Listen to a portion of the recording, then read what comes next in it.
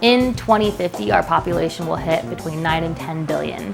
That's a growth rate of about 83 million a year, which is a lot. And we need a way to sustainably and nutritiously feed those people. And bugs are a great option. Bug appetit.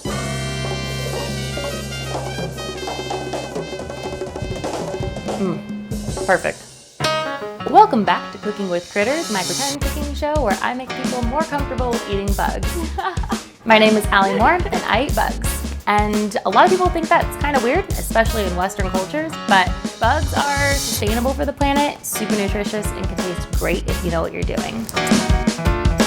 Bugible is the brand I've created to promote edible insects, but my goal is to normalize bugs, take them from sensationalized or novelty fear factor food and introduce them as everyday ingredients.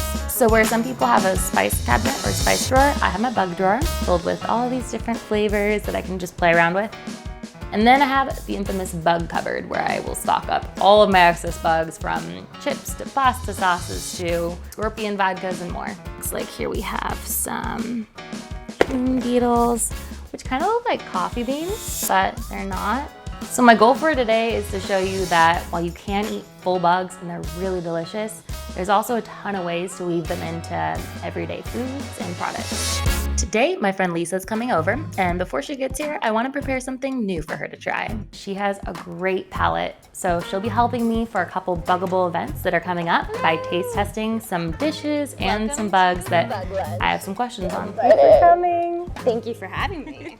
Lisa is the most incredible friend in the world and has agreed to come over today to help me taste test a couple things. We're gonna start with the pizzas before they get cold. I want her to try the little black ant topped sushis to see how the flavor profiles match. And then we're just gonna mosey on through some of these other bugs and kind of describe their flavor profiles. As you can guess, these aren't super commonly eaten, but they are really good at grabbing attention. I'd like to make them more compatible with dishes. Your brain is going to help. So the first thing we're gonna try is the critter pizza, and Lisa's gonna test it out.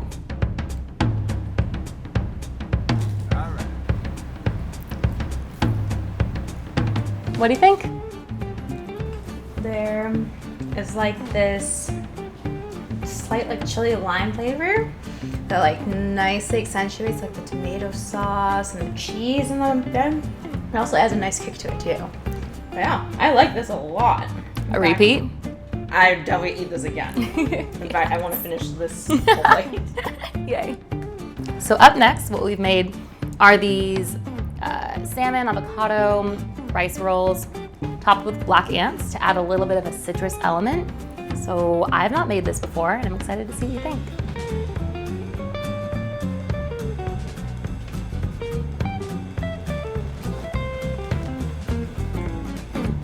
This is really good. The ants remind me of like tempura crunch. So it's like adds that layer of texture, but at the same time it cuts through like the avocado and the salmon. I just want to finish off the rest of it. So Lisa really knows her sushi, so I'm thrilled that she liked it. I'm very excited to see what the guests at the next event think too. And I have one more. At the events that I host, I always try to bring out some bonus bugs if people seem like they're ready for them. And the goal here is to get people to share what they learned today on social media, etc., without crossing that line to sensationalize them. So we're gonna start off with the June bugs, and you haven't had these ones before, but I think the fun part for me is seeing people terrified of eating these June bugs. They expect this Lion King moment of like guts everywhere, but that's not the case at all. They're dried out, they are more nutty than anything else, and I really wanna hear your thoughts. June bugs can be anywhere from a little bit acidic to almost briny and salty. I like the crunch. You're right, it's like a salted pretzel type of flavor, but it has a mixture of like soy nuts. Huh, salted pretzel actually. Like that's, I have a journal that I keep where I like record down flavors and I'm like, I need to go get my journal. So by far, as you know, one of my favorite bugs to eat ever is a scorpion. It's like a little land lobster. They're both arthropods.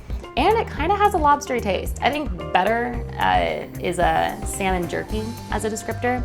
This one's a little brinier, a little saltier than I've had before, but they're super cool.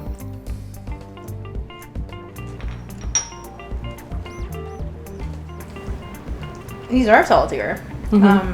It's a lot less chewy than I thought it would be. It reminds me of, again, like a little bit like a shrimp or like the claw meat of a lobster, if that makes sense. Yes, yeah. I think that in addition to being tasty, their coolness factor almost outweighs their like scary factor. Yeah. So, yeah. Last but not least is the giant waterbug. Infamous for its jarring appearance. We're cautious because these are very fibrous, meaning you have to chew a lot, but they end up tasting just like a pumpkin seed. However, Cheers. because they look the way they do, they press a lot of people's buttons.